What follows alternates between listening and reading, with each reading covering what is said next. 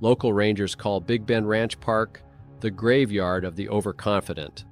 Over the past 20 years, more experienced hikers have died here than beginners. The paradox has a simple explanation.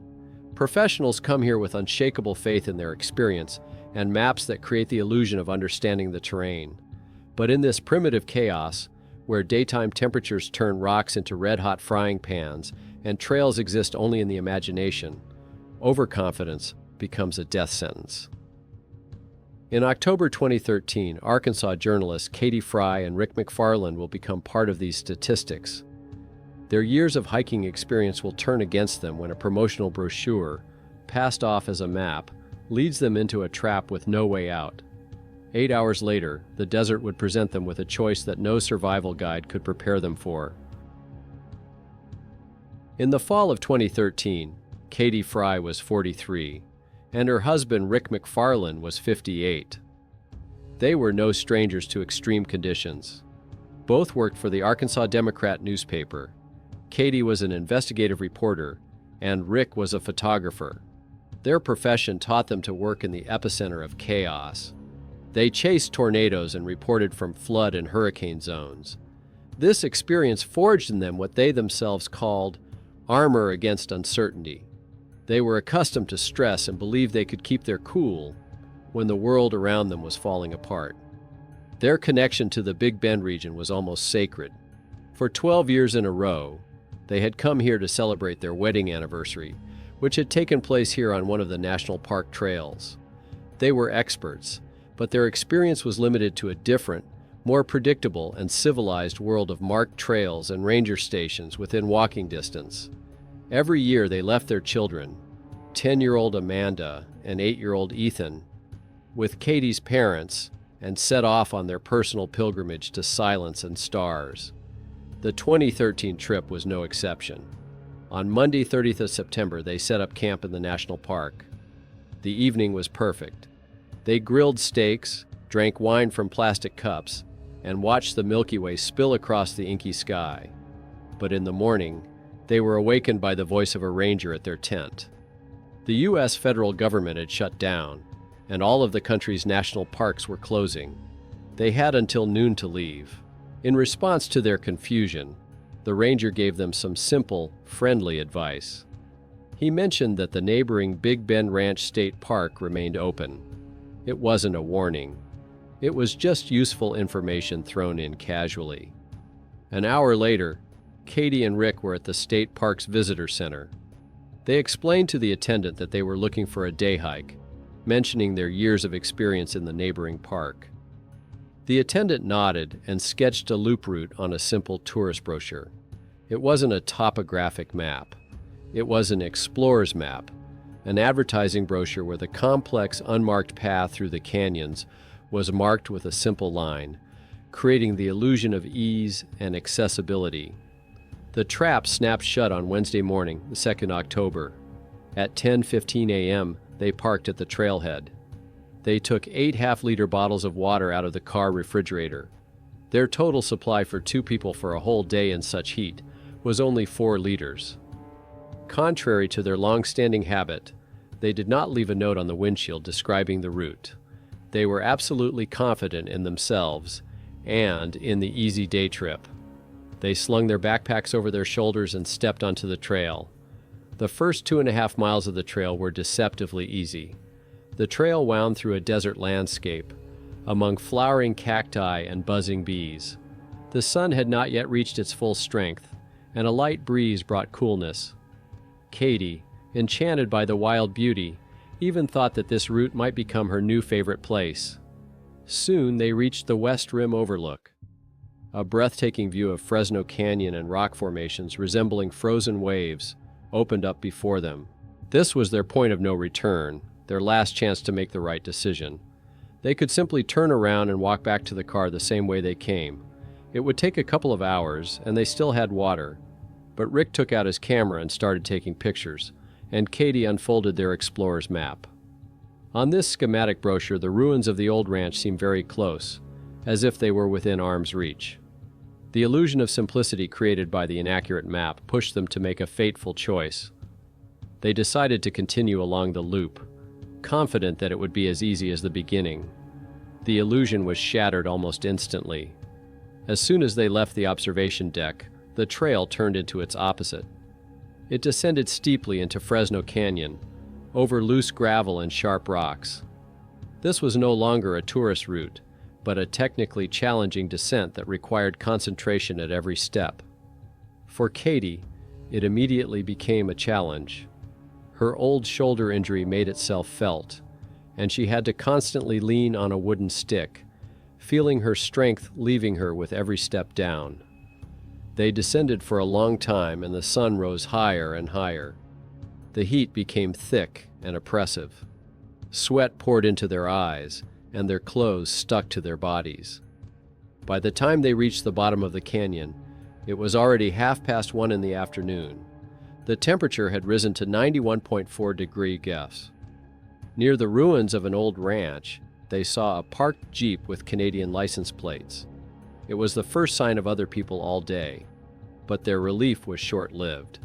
After checking their supplies, they realized that each of them had already drunk 3 of their 4 bottles of water. They had only 1 half-liter bottle per person left for the rest of the journey, the climb, and the return to the car. They collapsed into the narrow strip of shade cast by the SUV. The water they drank was warm and offered little relief. It was here, in the shade of a stranger's car, that their armor against uncertainty suffered its first fatal crack. Their established roles and approaches to risk collided. Katie's intuition told her that this was a mistake. As an investigative journalist, she was used to analyzing facts, and the facts said that staying was the most logical and safest option. She suggested waiting for the car's owners. But for Rick, a photographer accustomed to acting rather than waiting, the very idea of passive waiting was unbearable. In his mind, it was tantamount to admitting defeat, losing control of the situation. Their entire professional lives had taught them to move forward, toward the epicenter of events, rather than sit on the sidelines. It wasn't a loud argument. It was a quiet battle between 2 worldviews, exacerbated by fatigue and dehydration. 12 years of marriage and dozens of joint expeditions had built a strong model of trust between them. Rick had always been the strong one, the one who led them through physical challenges. In a state of increasing exhaustion, arguing and proving her point required energy that Katie had almost none left of. It was easier to give in to his confidence, to trust his leadership. Rick insisted, convinced that the map would lead them to a quick end to the loop. They sat in the shade for a few minutes, calling for help, but the canyon swallowed their cries. Then they got up and moved on, choosing movement, which gave the illusion of control over immobility, which could have saved them. But they followed a dry creek bed that was marked on their map as part of the trail. Soon, Rick spotted a faded ribbon on a tree branch, and taking it as a good sign, they began to climb the steep slope. Hope quickly turned to despair. During one of their short breaks, Rick asked Katie for a granola bar. She reached for her waist bag and froze. The bag was gone. Somewhere on this challenging climb, it had slipped and fallen, and they hadn't even noticed. Along with it, they had lost all their food. It was pointless and too dangerous to go back. They silently continued on, pushing through the thorny bushes. Soon, several vultures began to circle slowly above their heads. Their shadows glided silently across the ground, accompanying the 2 weary travelers. By 7 o'clock in the evening, exhausted, they saw a sign ahead, Trail to Mexicano Falls. Their hearts beat faster.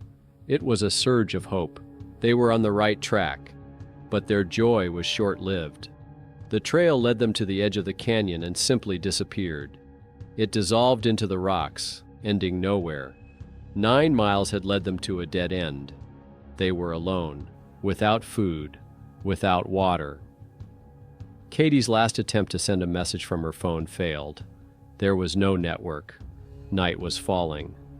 Rick, looking at the rapidly darkening sky, muttered quietly that it would soon be cold. The first night in the desert was over. Dawn brought no relief, only the realization of the full depth of their situation. They woke up from the cold that penetrated to their bones. 14 hours without a single sip of water had turned their mouths into a dry, rough desert. Shivering, they got to their feet and walked to the last cairn, which they could barely make out in the evening twilight. And then Rick noticed what they had missed in the darkness. Behind the first cairn there were two more. It became clear that yesterday they had made a second, possibly fatal mistake. They had mistakenly climbed up to the observation deck instead of following the main trail. This discovery gave them a brief, desperate burst of hope. The map showed that their car was still about 5 miles away, but now at least they were looking in the right direction. For a while, they walked with new determination. Katie even forced herself to smile, even though her body was screaming with exhaustion. But the desert had no intention of letting them go. Soon the cairns disappeared again, dissolving into the endless folds of the landscape. Their path turned into a torturous wander through dozens of dry riverbeds, or arroyos. Each descent was followed by an exhausting climb, and the prickly cat's claw bushes dug into their skin, leaving deep, bleeding scratches. At 9:53 a.m., they made another attempt to contact the outside world. Rick turned on his phone, but there was still no signal. They typed a message to Katie's father, asking him to call the Rangers, but it was never sent. The screen went blank. This time there was no panic, no tears, only a silent, heavy awareness of their complete isolation. They continued to whisper, like a prayer, that they had to get back to their children, clinging to the thought like a last thread. By noon, the heat had become unbearable. It was then that Katie, whose profession had taught her to prepare for the worst, remembered the book Death in Big Bend. It told the story of a woman who survived only because she hid from the midday sun. She convinced Rick to find shelter. They were lucky. They stumbled upon a rock formation that cast a narrow strip of shade, barely enough to fit 2 people. A prickly pear cactus grew nearby. Without hesitation, Katie cut it with a knife and dug into the slimy, bitter flesh. Hundreds of tiny needles stuck into her tongue and cheeks, but she paid no attention to them. The moisture was worth the pain. Rick tried it, but he immediately felt sick and spat out the precious liquid. Katie desperately yelled at him not to waste the water that was left in their bodies. It wasn't anger, but the cry of a person who was ready to do anything for another sip. She took his share and ate it. At sunset, when the clouds on the horizon began to darken, Rick suddenly froze. He saw in the distance what is synonymous with life in the desert, the green tops of poplar trees. "Water!" he shouted, and without another word, he ran. Katie tried to follow him, but her legs gave way. She fell down the steep slope, sliding down on her back and scraping the skin off her arms. At the bottom of the ravine, she realized she had lost control of her bladder, but in her clouded mind, she took it as a good sign. Her body was still functioning. She heard Rick's voice and crawled toward the sound. He found a dirty puddle first, and behind it, under a boulder, a minor miracle. A thin stream of clean water gushed directly from under the rock. They drank greedily, their hands shaking. It was their first water in 27 hours. The euphoria of finding water was short-lived. They laughed through cracked lips and even joked about bacteria. Katie said she didn't care if the water killed her later, as long as it didn't kill her now. The spring revived them, but it was only a respite, not a salvation. They were still lost, they had no food, and the spring itself was too small to stay with for long. When the second night came, the cold returned with a vengeance. They huddled together by the spring, too weak to try to build a fire. Rick soon fell asleep from complete exhaustion, but Katie couldn't close her eyes. Her mind was on the edge. The thought of having to walk through this endless maze of rocks and thorns again tomorrow was unbearable. She looked at Rick sleeping and whispered softly. She said she couldn't do it anymore, that her body and mind were broken, that she was done with it. Their partnership, which had helped them survive until now, was beginning to crack under the pressure of despair. Friday morning, the third day of their ordeal, began with them drinking as much water as they could and filling their bottles. They followed the stream bed again, found a couple of faded ribbons on the trees, but, as before, the trail soon disappeared. The cycle of hope and despair repeated itself, and it finally broke Rick. He no longer trusted the maps or the markers. He stopped and looked at the distant ridge. He was sure he recognized it, that he had seen it on the first day from the observation deck. It was a decision born of desperation. "To hell with the markers!" he shouted. "I know the way. Our car is over there." The following 5 hours turned into a grueling march based solely on Rick's intuition. Katie asked him again and again if he was sure, and each time he answered more firmly, trying to convince not so much her as himself. But Katie's strength was running out. Her legs buckled, and she asked to rest every 5 minutes. Around noon, she saw a small mesquite tree in a narrow ravine. She simply collapsed on the ground beneath it. Rick stood over her, his pleas to continue the journey falling on his wife's empty, detached gaze. He could see that she would not get up again. It was a choice no husband should have to make, a silent struggle between hope and cruel reality. Finally, he nodded. A silent exchange took place. He handed her his knife, the only tool they had. Then he poured half of his precious last water into her bottle. Their farewell was almost silent, a declaration of love uttered by cracked lips, her promise to wait, no matter what. Then came the mother's last request to her husband, to tell their children that she had done everything she could to return. Rick interrupted her, unwilling to accept such an ending, and insisted that she tell them everything herself. In a desperate attempt to bring a moment of normality back to this nightmare, he even tried to joke, asking if she wanted him to get her anything from the other side. She found the strength to play along, asking for 2 bottles of water and a beer. The last gesture was a firm handshake that lasted a moment, but encompassed 12 years of marriage. Then Rick turned and walked toward the horizon. He looked back only once to wave to her. Katie watched as his figure grew smaller and smaller until he finally disappeared into the shimmering haze of the hot air. From that moment on, their struggle for survival became a solitary one. Left alone, Katie submitted to the only goal she had left, to wait. She made her shelter under the low branches of a mesquite tree.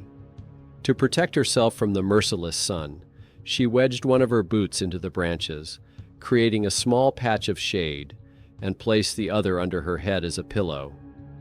Time stood still, turning into a viscous, drawn-out cycle of heat and cold. Her thirst became animalistic, primal. At some point, in a fog of despair, she took out the knife Rick had left her. The blade was dull, but she ran it across her forearm 6 times until tiny beads of blood appeared on her skin. Without horror, without hesitation, with only the cold logic of survival, she licked them off, tasting metal, salt, and fading life in her mouth. Her mind began to give way. Reality shattered into fragments, replaced by vivid, agonizing hallucinations. It seemed to her that Rick had returned and was sleeping somewhere nearby, under the same tree. She called to him, but there was only silence in response. Then she saw the women of the wind, the spirits of her ancestors, who controlled the roar of the helicopter blades, turning it into the music of the desert. She watched them dreamily, afraid to move, lest she break their trust. At the same time, Rick was racing against death. He walked, driven by the single thought that not only his life, but also Katie's life, depended on him. Each of the 58 years of his life weighed heavily on him. He fell, losing consciousness from dehydration, but got up again. He hid from the scorching sun under thorny creosote bushes, hanging his hat on a branch to create at least some shade. His consciousness also began to wander. Images of home flashed before his eyes. Katie on the porch, their children, Amanda and Ethan, chasing fireflies in the thick summer air filled with laughter. These visions were both a salvation and a torture. He found a pile of rocks shaped like a chair and collapsed into it. He knew that if he stayed here, he would die. He whispered aloud to himself, "If I sit down, I will die, and if I die, Katie will die too." These words became his mantra. Gathering his last strength, he got back on his feet. And then at sunset, he saw it. A faint glimmer on the horizon, where it shouldn't have been. His eyes had deceived him many times before, and he didn't believe them again. But something made him raise his camera to his face. He, a professional photographer, used his working tool as his last hope. He pointed the lens at the flicker and zoomed in as far as it would go. In the viewfinder, he saw not a mirage, but the clear outline of an SUV parked at the start of some kind of trail. The tool that had earned him a living for decades had now given him his life back. Reaching his pickup truck, Rick yanked open the door and grabbed the car cooler. He gulped down one bottle of water, then another. The shock of the cold liquid was both agony and salvation. After that, he drained a can of Modelo beer to wash away the dryness in his throat. At 7:28 p.m., his phone picked up a signal, and a short message asking his father-in-law to call for help was finally sent. 15 minutes later, he burst into the ranger station, honking his horn continuously. He was met by Park Assistant Superintendent David Dutter. Rick, barely able to stand, told him everything. Dutter immediately set out on the first search party. He went into the darkness alone with a flashlight and a megaphone, shouting Katie's name. 2 hours later, he returned empty-handed. Rick's heart sank. "Is she gone? Is she dead?" raced through his mind. While a full-scale rescue operation was underway at the base, 3 investigators from the Texas Parks and Wildlife Department approached Rick. Captain Ray Spears and Inspectors Brent Tucker and Kenneth Watson. For the next 2.5 hours, while Rick struggled with guilt and despair, they questioned him. They looked for inconsistencies in his story, subtly hinting that he might have been involved in his wife's disappearance. Rick, exhausted and grief-stricken, showed them photos from his camera. The pictures of a smiling, lively Katie, taken on the first day of the hike, became his main alibi. Just as Rick was being questioned as a potential suspect, Katie, lying in her ravine, heard the hum of a helicopter. It was the first team sent to search for her. Hope burned through her. She crawled out from under her tree, too weak to stand, and began waving her arms, screaming with all her might. But the searchlight glided over the ridges, never looking into her hiding place. The helicopter flew away. It was the darkest moment of her ordeal. In utter despair, rolling on the ground, she felt her wedding ring slip off her parched finger. The desert had taken her last connection to the world. By Sunday morning, the search operation had grown to 40 people. Inspector Brent Tucker, convinced of the truth of Rick's story, studied the map and pointed to the third ridge from the place where they were last seen. "She's there," he said with confidence. Among the searchers were experienced tracker Fernie Rincon and Inspector Isaac Ruiz. They moved not by grid, but by intuition, reading the subtle signs of the desert. Around noon, they stopped. Rincon thought he heard something. They shouted, and from a deep ravine about 165 feet away, a faint, inhuman cry came in response. They found her under that very mesquite tree. She was naked, her body resembling a skeleton covered with burnt skin. She was delirious and muttering something about her wedding. The rescuers took off their shirts and covered her shivering body. Rincon asked if she knew her name. She croaked, "Katie." When they told her it was Sunday, she looked at them with a blank stare. She thought it was still Friday. They gave her water drop by drop from a bottle cap, so as not to harm her exhausted body. Due to the government shutdown, all federal helicopters were grounded, but a Border Patrol pilot volunteered to evacuate her. This act of mercy closed the tragic circle that began with the closure of the national park. Rick waited for her in the sterile corridor of the El Paso hospital, and the cleanliness seemed almost offensive after the dirt and dust of the last few days. He prepared himself for the worst, for the sight of a lifeless body entangled in tubes. But when the stretcher was wheeled into the ward, he saw her eyes. They were open. A barely audible, hoarse chuckle came from under the oxygen mask, and that sound, absurd and wonderful, finally broke him. The conversation with the doctors was short and businesslike, their words as sharp as the rocks in Fresno Canyon. Counting down the hours until death. Acute kidney failure. Heart and liver damage.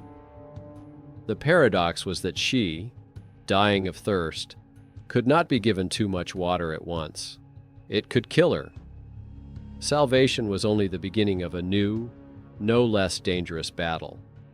The following days turned into a different kind of torture. While IVs slowly brought life back to her dehydrated body, the nurse, armed with tweezers, waged her own war for hours. She extracted hundreds of tiny cactus needles from her skin, mouth, and throat, each one a painful reminder of the prickly pear she had eaten. Rick sat nearby, holding her hand, and listening to her cries of pain echoing down the hallway, drowning out the monotonous beeping of the medical equipment. 3 days later, she was discharged.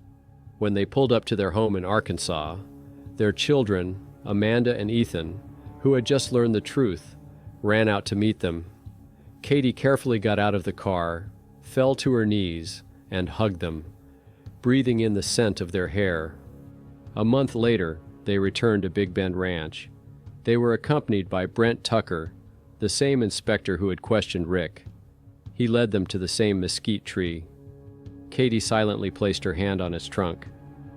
"This is where I waited," she said quietly. Rick searched the ground around it for her ring, but never found it. She accepted this loss as a sacrifice to the land that had nearly killed her, but ultimately spared her.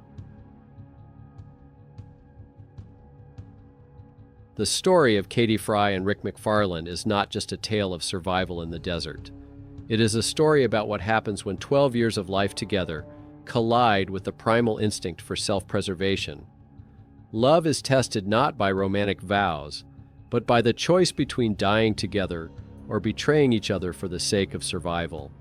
What really happened at that moment when Rick turned his back on his dying wife and walked into the sunset? Was it an act of supreme love, sacrificing his own conscience for the sake of her life? Or did the survival instinct simply find a noble excuse for escape? Write in the comments what you think about this story and what you think really happened. Thanks for watching, and see you in the next episodes.